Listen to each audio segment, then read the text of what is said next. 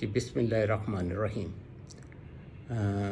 तीसरी आँख व तारिक अमीन के प्लेटफॉर्म से ये खाकसार हाज़िर है। मुख्तसर तारफ़ करवाता चलूँ कि रोज़नामा नवाए वक़्त में बरोज़ बुध तीसरी आँख से मेरा कॉलम जो है वो शाया होता है और वक्तन फ़वक्तन मैं मुख्तलिफ़ वीडियोस के साथ अपने इस यूट्यूब चैनल पे आप लोगों से इज़हार ख़्याल कर लेता हूँ।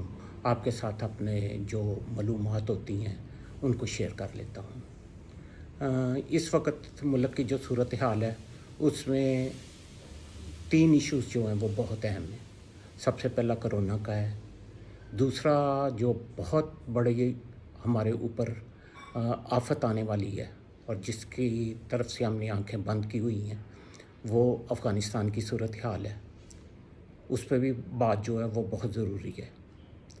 और तीसरी अब एक नई सूरत हाल डेवलप होने जा रही है जिसके मतलब आज मैंने जब अपना फ़ेसबुक पे ये पोस्ट लगाई कि शाम को मैं इंशाअल्लाह ताला दोस्तों के साथ इस चैनल की वसातत से गुफ्तगू करूँगा, तो कुछ दोस्तों के बड़े ज़ूमनी कमेंट्स आए उसके बारे में, क्योंकि ये जो बात मैं करने जा रहा हूँ ये मैं मियां नवाज़ शरीफ साहब के हवाले से बात करने जा रहा हूँ।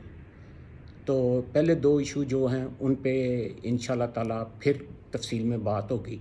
कोरोना के मतलब सिर्फ इतना कहता चलूँ कि ये तमाम हक़ाइक़ मेरी फ़ेसबुक पे मौजूद हैं कि जुलाई के महीने की शुरुआत में मैंने अपने जिस ख़दशे का इज़हार किया था कि हमारे मुल्क में कोरोना की चौथी वबा लहर जो है वो शुरू हो चुकी है, तो उसका मतलब मैंने वक़्त से पहले कहा था कि हमें एहतियात करनी चाहिए, लेकिन अरबाब इख्तियार ने आंखें बंद की रखी और ये अब आहिस्ता आहिस्ता वबा जो है शिद्दत पकड़ती जा रही है। तो मेरे मुशाहिदे और जो कैलकुलेशंस हैं, जो रिसर्च वर्क है पिछले 1.5 साल से, उसके मुताबिक मेरे ख़्याल में ये चौथी लहर जो है 10 सितंबर को जो है वो कुछ स्लो होना शुरू होगी। गो के दोस्त लोग कह रहे हैं कि जी अब ये 6 हफ़्ते हो गए हैं, तो मेरे नज़दीक ये जो है इसके 70 दिन जो हैं वो 10 सितंबर को होंगे और ये 10 सितंबर से जो है होगी। उस सिलसिले में अर्ज़ ये है कि ठीक है, वैक्सीन आप लगवा रहे हैं, पूरी दुनिया में इसका शोर है कि जी वैक्सीन लगवाएं और बच जाएं, लेकिन आप ये देखें कि इज़राइल ने किस पैमाने पे अपना वैक्सीन लगवाई, लेकिन जब उन्होंने मास्क उतारे, जब उन्होंने SOPs का ख्याल नहीं रखा, तो वो फिर जो है वहाँ पे वबा शिद्दत पकड़ गई। इसी तरह अमेरिका में हो रहा है, दूसरे ममालिक में भी इसी तरह हो रहा है और उसमें अर्ज़ यही है कि जब तक ये वबा मौजूद है आपको SOPs पे अमल करना पड़ेगा। वैक्सीन बिल्कुल लगवानी चाहिए, लेकिन इसके साथ SOPs पे अमल करें।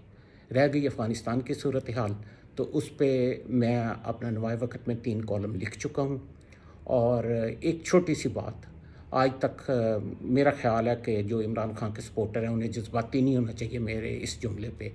आज तक मैंने देखा है कि इमरान खान साहब ने अपने 3 साला दौर इक़्तिदार में कोई ऐसी बात नहीं की कि जिससे साबित हो कि वो कोई विजनरी लीडर है, लेकिन पिछले हफ़्ते उन्होंने एक ऐसी बात की है जिसका मैं अपने कॉलम में भी ज़िक्र कर रहा हूँ कि पहली दफ़ा मुझे लगा कि शायद विज़न जो है अब उनकी विरासत में भी आने लगी है।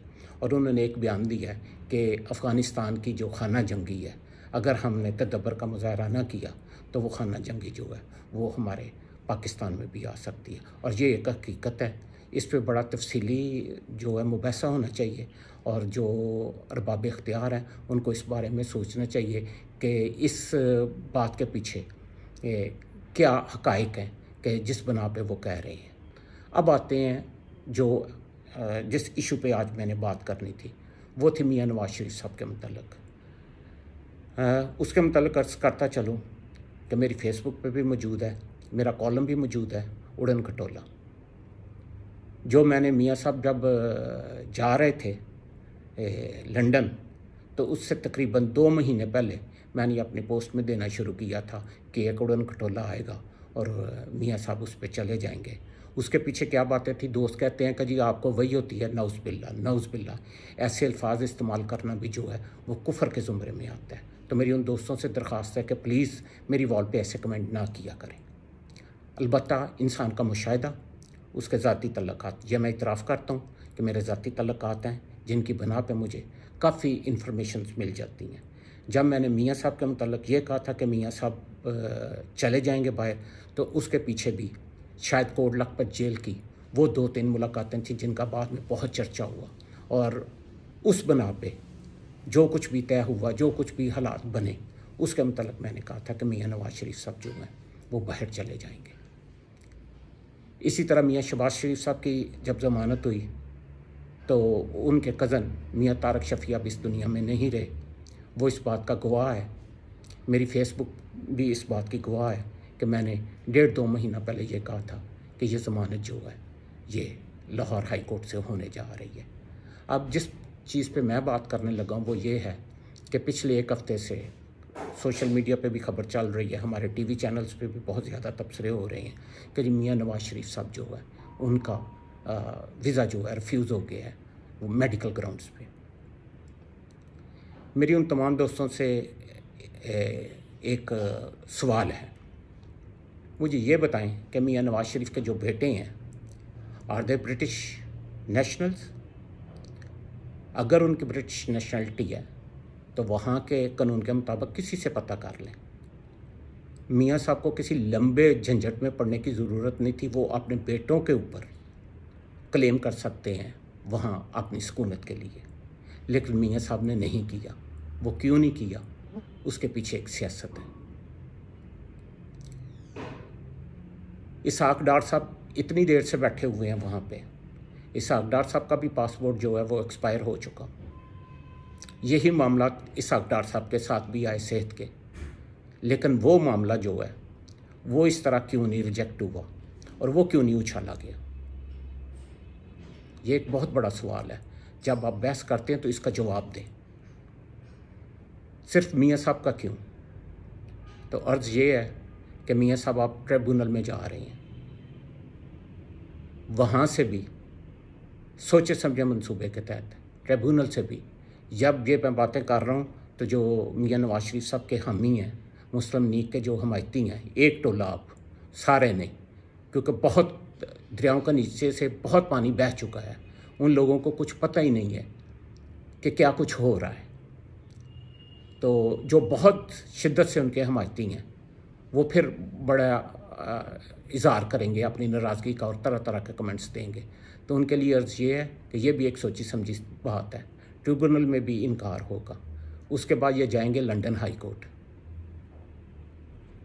और सबसे बड़ी खबर ब्रेक कर रहा हूँ, लोग कहते हैं आपको कैसे पता चल गया? ये वहाँ पे इस वक्त पूरी प्लानिंग हो चुकी है और जिन वकला के साथ ये मशवरे हो रहे हैं ये वहीं से खबर लीक हुई है कि फिर जो है लंदन हाई कोर्ट में कुछ वीडियोस पेश की जाएंगी। उन वीडियोस के बारे में मैं नहीं बताऊंगा कि वो किस किस की वीडियोस होंगी। क्या हमारे अदालती निज़ाम पे वो सवालात आएंगे या कुछ और चीज़ें आएंगी, वो हाई कोर्ट में पेश की जाएंगी और जिसका फिर पाकिस्तान जो है उसके पूरे सिस्टम पे वो जगह हसाई का बायस बनेंगी। और फिर आगे देखें कि हालात किस तरफ चलते हैं। ना मैं इमरान खान का हमायती हूँ, 3 साल में मैंने अपने कॉलमों में जो इमरान हुकूमत की नाकामियाँ या नाअहली हैं उन पे मैंने खुल के लिखा है। ना कभी पीपल्स पार्टी की हमायत की है, जो उनकी खामियाँ थी उनके दौर में बताता रहा हूँ। मियाँ नवाज़ शरीफ के दौर में जो थी खुल के मियाँ नवाज़ शरीफ साहब के मुतल्लिक़ लिखा है, जो इमरान के मुतल्लिक़ था लिखा था। लेकिन अब जो खेल हो रहा है, अब हम अपने गंदे कपड़े जो हैं वो पूरी दुनिया के मीडिया के सामने जब धोएंगे तो फिर आप देखिएगा एक तरफ ये काम चल रहा होगा, दूसरी तरफ अफ़गानिस्तान। और अफ़गानिस्तान के बारे में तो आपने देख लिया होगा कि हमें अफ़गानिस्तान पे जो कॉन्फ्रेंस उसकी सलामती के बारे में हुई है, जबकि हम उसके मेन खिलाड़ी हैं, हमें मुद्दई नहीं किया गया। तो इससे आपको पता चल जाना चाहिए कि आप किस खाई में जा रहे हैं। और जिस फसल को हमने पिछले 35 साल से परवान चढ़ाया है, वो अब जो है वो आपकी गली कूचों में बिल्कुल आने वाली है। और ये इंटरनेशनल एजेंडा है, इसमें कोई एक नहीं है। इसमें दुनिया की वो ताकतें हैं जिन्होंने 1976 से पाकिस्तान के ख़िलाफ़ गेम शुरू की हुई है। इस पे इंशाल्लाह फिर कभी बात होगी। तो आज के लिए बस इतना ही। अब इस वीडियो के रिलीज़ होने के बाद नून लीग के जो दोस्त हैं उनकी गोलाबारी शुरू हो जाएगी कि जी आपने ये कहा, आप बात कह दी, लेकिन आप देखेंगे कि 3 महीने बाद यही हकीकत आपके सामने आएगी। अल्लाह हाफ़िज़।